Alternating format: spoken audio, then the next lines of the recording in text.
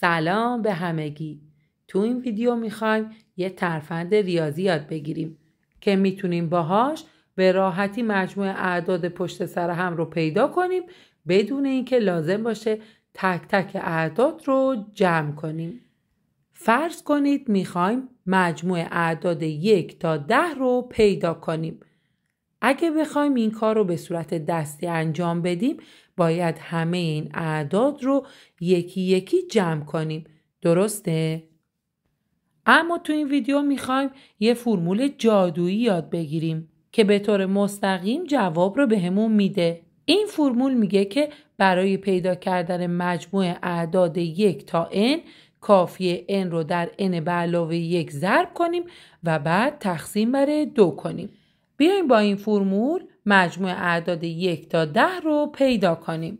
طبق فرمول n برابر با 10. پس n به علاوه 1 11 میشه. حالا 10 رو در 11 ضرب میکنیم و جوابش میشه 110. حالا این عدد رو تقسیم بر 2 میکنیم و جوابش میشه 55. حالا ببینیم جواب با جمع تک تک اعداد یکی هست؟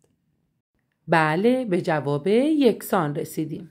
این روش رو اولین بار ریاضیدان بزرگ گوس وقتی که بچه بود پیدا کرد. یه روز معلم برای سرگرم کردن بچه ها ازشون خواست که جمع اعداد 1 تا 100 رو پیدا کنن. اما گوس خیلی سریع این فرمول رو کشف کرد و جواب رو خیلی زود پیدا کرد.